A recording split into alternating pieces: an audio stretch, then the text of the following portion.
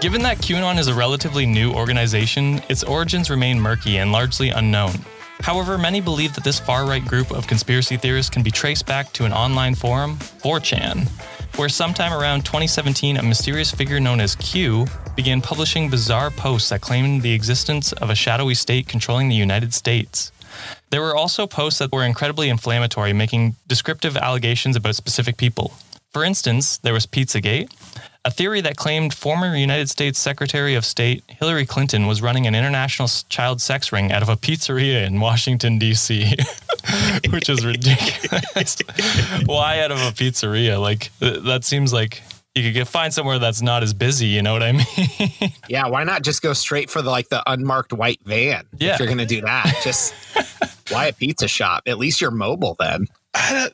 That's got to start out as maybe a local rumor of some kind that then somebody grabs a hold of. There's a restaurant. We're in Columbus, Ohio, and one of my favorite restaurants downtown. Like, it's a lot of people believe that there's this back door that sometimes you see employees go in and out of, and it leads to this courtyard outside, and people are convinced that the mob runs this restaurant and that's where they're meeting, is in that courtyard. And I had people telling me that who I was eating with, as people were going in and out of that door.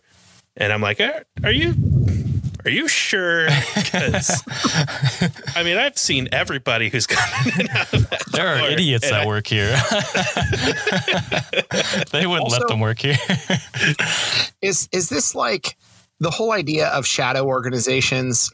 Does this feel a little bit like the sand pits and like the lava floor as a kid? You thought you were going to grow up and these were going to be problems all the time. Are there really specter organizations around the globe, or is it more like Dr. Evil's? I think we all think it's shadow organizations are going to be a much bigger problem when we grow up than they actually are.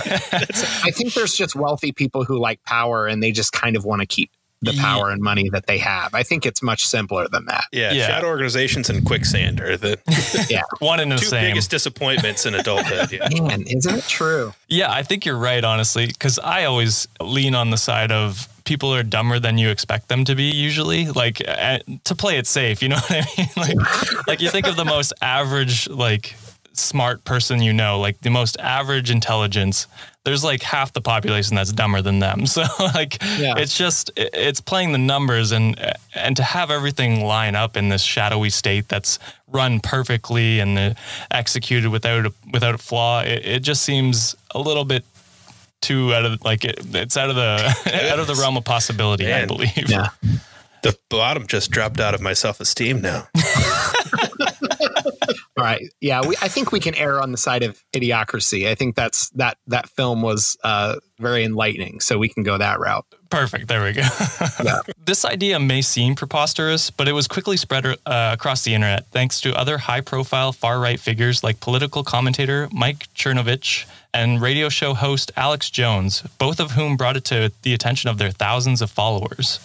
In fact, it became so influential and believable that it spurred a 28-year-old North Carolina man named Edgar Madison Welch to drive 360 miles to the nation's capital, where he stormed the pizzeria in question armed with an AR-15 assault rifle, a Colt revolver, and a shotgun. Because if you're going to do it right, I guess.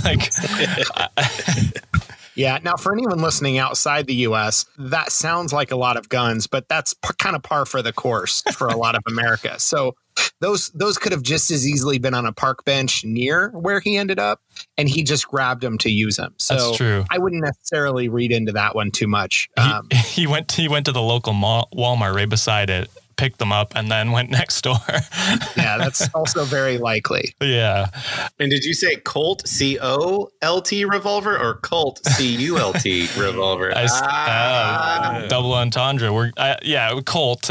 Just so that everyone knows, I'm not part of the shadowy organization. I'm recording in my closet right now, so they're not paying me enough if I am. To be fair, that is what you would say if you were in the organization, though. I'm just going to point that out. That's fair. You got me backed into the corner of my closet. Upon finding no trace of child sex slaves, Welch surrendered to law enforcement and was ultimately sentenced to 4 years in prison.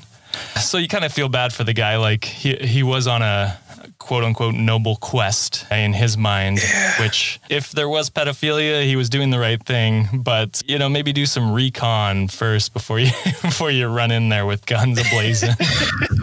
Yeah.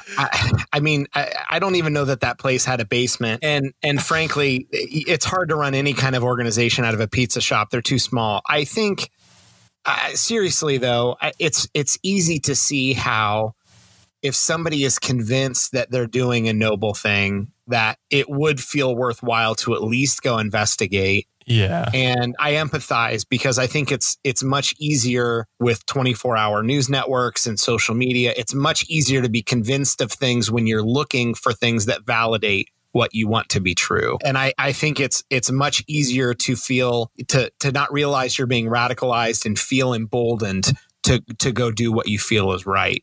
So I do empathize to a degree, but he also could have gone without guns. So yeah, there's a level of empathy and then there's just stupidity, and it's somewhere in the middle, you know?